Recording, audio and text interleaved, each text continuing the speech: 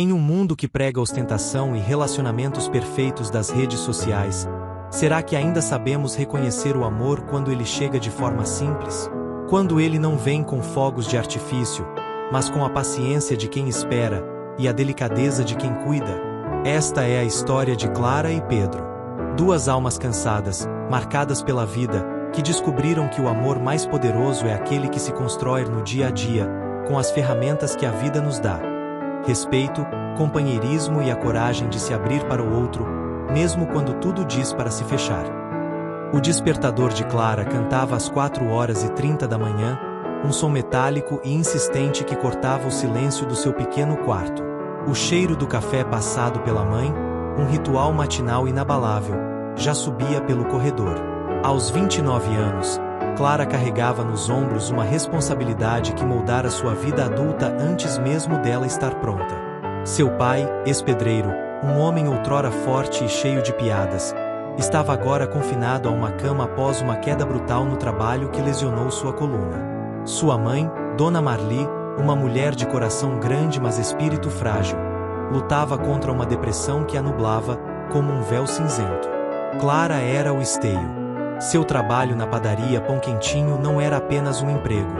Era a tábua de salvação que mantinha a família à tona. Seu sorriso para os clientes era genuíno, mas escondia uma fadiga profunda da alma. Nas pausas, ela pegava um caderninho surrado e anotava ideias para bolos. Bolo de cenoura com cobertura de chocolate especial, torta de limão com merengue. Era seu sonho, sua válvula de escape. Um dia, ter a sua própria confeitaria. Os rapazes que passaram por sua vida vinham e iam.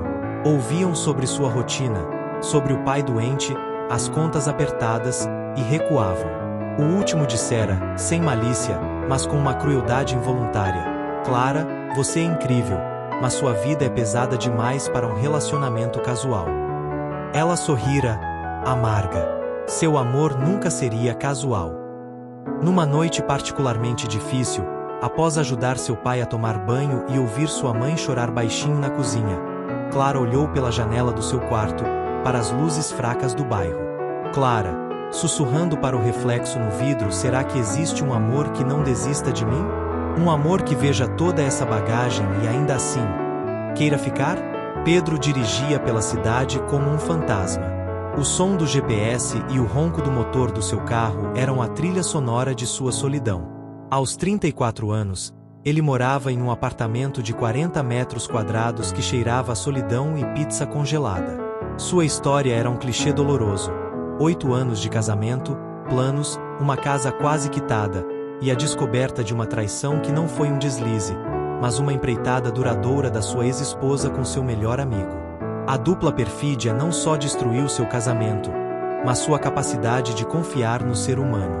Pedro, para seu reflexo no espelho do carro: após uma corrida, amor é conto de fadas para trouxa. No final, todo mundo está sozinho. É melhor acostumar. Ele repetia esse mantra como um escudo. Mas nas madrugadas silenciosas, a saudade era de coisas pequenas. De alguém para dividir uma série, de um abraço que não fosse por educação, de uma risada que ecoasse na sala vazia. Ele tinha medo. Um medo profundo e paralisante de se entregar de novo e ser esmagado. Preferia a solidão previsível à dor imprevisível do amor. Foi em uma dessas madrugadas chuvosas que o destino agiu. Pedro, exausto após uma longa jornada, estacionou em frente à padaria Pão Quentinho. Precisava de café. Muito café. A campainha da porta tilintou quando ele entrou, encharcado, pingando água no chão limpo. O lugar era simples, mas aconchegante, com um cheiro inconfundível de pão fresquinho que era um abraço para a alma. Do outro lado do balcão, Clara olhou para ele com um misto de pena e simpatia. Clara, com um sorriso caloroso: bom dia, moço. Parece que o senhor brigou com a chuva e perdeu. Hein? Um café bem quente para esquentar a alma? Pedro, surpreso com a calorosa brincadeira de uma estranha, conseguiu um sorriso pequeno. Pedro, parece que sim. Um café, por favor. Forte. Enquanto ela servia, ele observou seus movimentos. Eficientes, gentis. Ela colocou o café na mesa e, por impulso, Acrescentou um pequeno biscoito de polvilho. Clara, por conta da casa. Para combater o temporal. Ele voltou no dia seguinte. E no outro. O café era bom, mas aquele minuto de humanidade no balcão é que era o verdadeiro combustível. Na quinta visita, Clara, com uma ousadia que surpreendeu a si mesma, brincou. Clara, se continuar nesse ritmo, vou ter que dar um cartão fidelidade. Ou o senhor está viciado no café, ou na atendente. Pedro riu. Uma risada verdadeira, que ecoou na padaria e fez com que alguns clientes olhassem. Ele não se lembrava da última vez que rira daquela forma. Pedro, encorajado, acho que os dois. Pedro, meu nome é Pedro. Clara, sorrindo Clara. Prazer, Pedro. A rotina se estabeleceu. Pedro começou a aparecer sempre no final do expediente de Clara, por volta das 20 horas. Pedro, já que estou aqui, te levo para casa. Ônibus nessa hora não é seguro. Clara hesitou no início, os avisos da mãe ecoando em sua mente. Mas a sinceridade nos olhos de Pedro a convenceu. Nas caronas, a cidade noturna passava pela janela, um borrão de luzes. Aos poucos, os escudos foram caindo. Clara falava do pai, das noites em claro, do sonho da confeitaria. Falava sem vitimismo, com uma resignação que comovia Pedro. Clara, e aí eu penso, um dia ainda vou fazer um bolo de chocolate tão incrível que vai fazer as pessoas esquecerem todos os problemas, nem que seja por uma fatia. Pedro, eu serei seu primeiro cliente. Ele, por sua vez, começou a desfiar sua própria dor. A traição, a sensação de fracasso, a descrença. Pedro, é como se eu tivesse um alarme dentro de mim agora. Toda vez que alguém se aproxima, ele dispara, cuidado, vão te machucar. Clara, e o que ele faz quando estou por perto? Ela perguntou, suavemente. Pedro ficou em silêncio por um momento, olhando para a rua. Pedro. Estranhamente, ele fica quieto. Foi em uma dessas noites, ao chegar em sua casa, que Clara, num impulso de coragem, se inclinou e deu um beijo rápido e suave em sua face. Clara, obrigada pela carona. E, por me ouvir. Pedro ficou paralisado. O toque foi simples, mas foi o primeiro contato afetivo genuíno que ele tinha em anos. Antes que ela saísse, ele segurou sua mão suavemente. Pedro, voz embargada clara. Será que um cara como eu pode voltar a sonhar?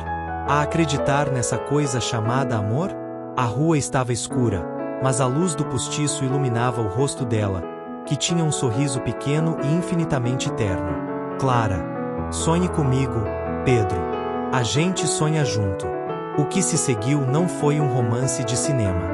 Não houve jantares caros nem presentes extravagantes. A revolução aconteceu nos detalhes.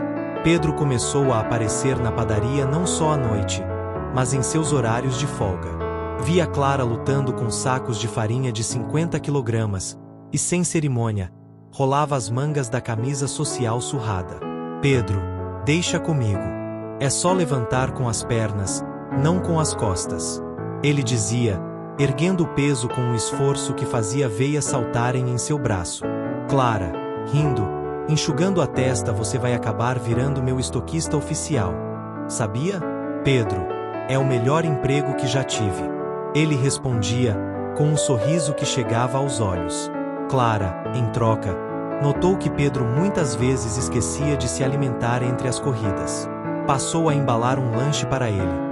Um sanduíche de pão caseiro, um pedaço de bolo do dia, sempre com um post-it colado. Para o motorista mais faminto da cidade. Dirija com cuidado. Os post-its se tornaram sua linguagem secreta. Ele colecionava cada um, achando os mais valiosos que qualquer contrato que já assinará em sua vida anterior. As conversas no carro se aprofundaram. Falavam de medos, não mais como confissões, mas como parceiros tentando encontrar soluções. Pedro, tenho medo de não ser suficiente. De não saber ser o que você precisa. Clara, segurando sua mão sobre o câmbio, eu não preciso de um herói, Pedro. Preciso de um parceiro. Alguém para segurar minha mão nos dias ruins. Como você já faz. Numa noite de temporal, ele a esperou na porta da padaria com um guarda-chuva. Ela saiu exausta, o cabelo molhado de suor, não de chuva. Ele a abraçou, firmemente, e ela deixou a cabeça repousar em seu ombro por um longo minuto, enquanto a chuva batia no toldo. Não trocaram uma palavra. Não era necessário. Mas o mundo exterior existia, e ele não era tão gentil quanto a bolha que eles haviam criado.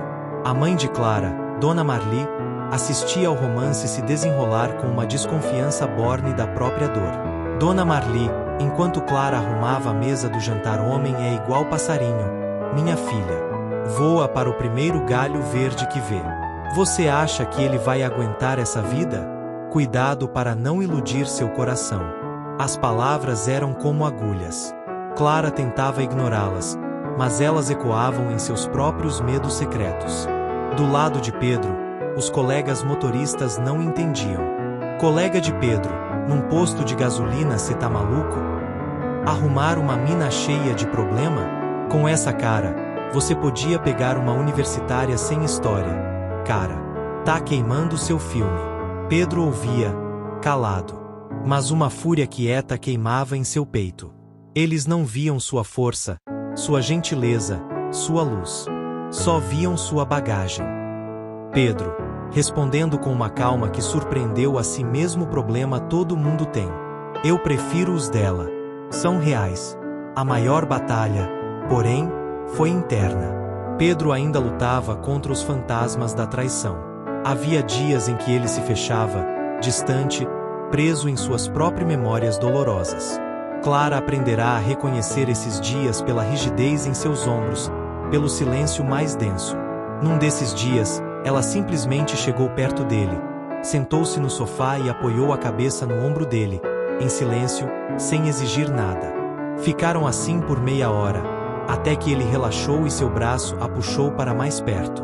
Pedro, sussurrando: eu te machuco quando fico assim? Clara, olhando para ele: você não me machuca. Me dá a chance de te confortar.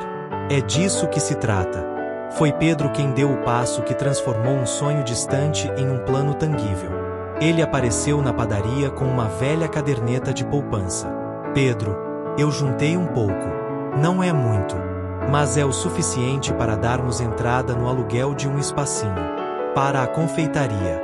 Clara olhou para a caderneta, depois para ele, sem acreditar. Clara, Pedro, isso é seu. Sua segurança. Você não pode. Pedro, interrompendo-a, fechando a mão dela sobre a caderneta: minha segurança é você. E seu sonho. Deixa eu fazer parte disso. Eles começaram a planejar com a seriedade de generais preparando uma batalha vital. Pedro, com sua experiência anterior em negócios, que ele raramente mencionava, ajudava com o planejamento financeiro, cálculos de custo. Clara era a visionária, criando o cardápio, pensando na decoração. Ele começou a fazer corridas extras, dirigindo até altas horas.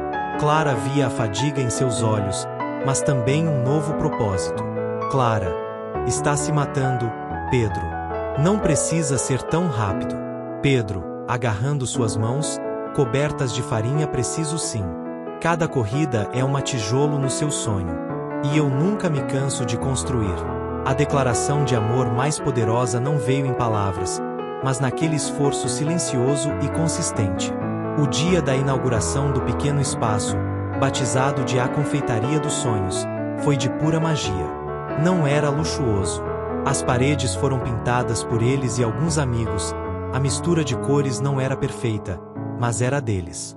O balcão foi conseguido em um leilão de lojas falidas e restaurado por Pedro. As mesas eram simples, de madeira maciça. O cheiro de baunilha e café fresco tomou conta do ar. Clara estava radiante, usando um vestido simples e um avental novo, presenteados por Pedro. Seus pais estavam lá, seu pai em uma cadeira de rodas emprestada, com um sorriso largo e orgulhoso que Clara não via há anos.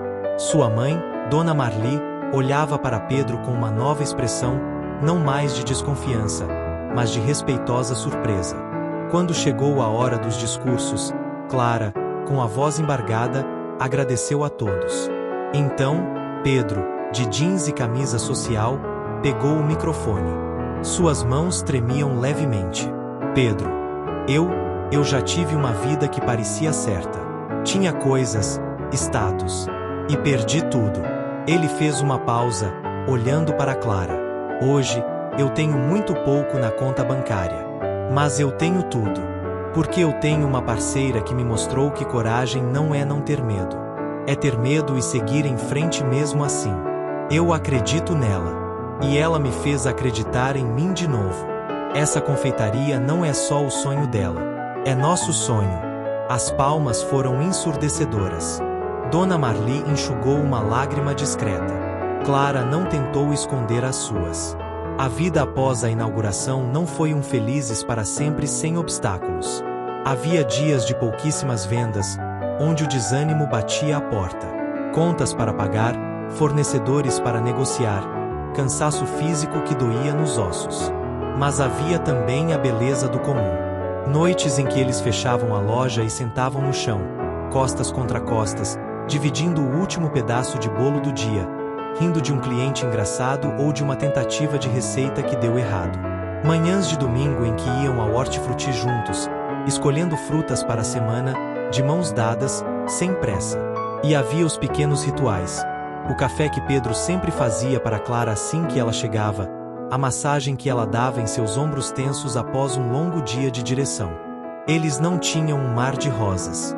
Tinham um jardim modesto, mas que regavam todos os dias, com paciência e dedicação. 2 anos se passaram. A confeitaria dos sonhos não era mais um sonho, mas uma doce realidade. Tinha uma clientela fiel, famílias inteiras que iam aos domingos provar os bolos de Clara. Pedro ainda dirigia, mas menos. Passava mais tempo na confeitaria, sendo o homem do caixa, o entregador, o lavador de louças e, principalmente, o maior fã de Clara. No aniversário de 3 anos do primeiro café na padaria, Pedro a levou para jantar na confeitaria, após fecharem. Velas na mesa, o local vazio, apenas o cheiro doce no ar. Clara. Pedro, o que foi? Você está estranho. Pedro, sorrindo, nervoso, só queria comemorar. Este lugar, ele mudou minha vida. Ele se levantou, foi até o balcão e pegou uma pequena caixa de veludo de dentro de uma das vitrines. Voltou e se ajoelhou diante dela, naquele gesto clássico que fez o coração dela acelerar. Pedro, foi naquela padaria, encharcado e triste, que eu encontrei minha âncora. Você me mostrou que o amor não é um conto de fadas. É trabalho duro. É escolha. É ficar.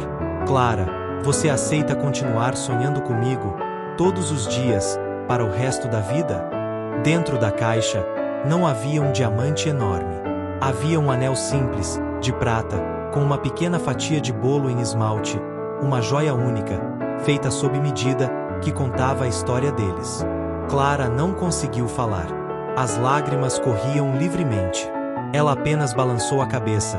Sim, sim, sim, e puxou seu rosto para o beijo mais doce de todos, um beijo que sabia a café, a bolo de chocolate e a futuro. Clara e Pedro nos lembram que o amor mais resistente não é aquele que vive de grandes gestos, mas aquele que se alimenta dos pequenos. Do café feito com cuidado, do abraço no momento certo, da coragem de se mostrar vulnerável e da vontade de construir, tijolo por tijolo, um futuro lado a lado. O amor verdadeiro não espera por condições perfeitas. Ele cria beleza com as ferramentas que tem, transformando a simplicidade em algo extraordinariamente doce. E você? Já encontrou um amor que te fez acreditar na beleza das coisas simples? Que te apoiou mesmo quando tudo parecia difícil? Deixe nos comentários o que essa história te lembra. Curta este vídeo se você acredita que o amor está nos detalhes. Compartilhe com quem precisa de uma dose de esperança hoje. E não se esqueça de se inscrever no canal e ativar o sininho para não perder nossa próxima história real. Porque o amor, ele está sempre batendo a porta. Basta saber ouvir.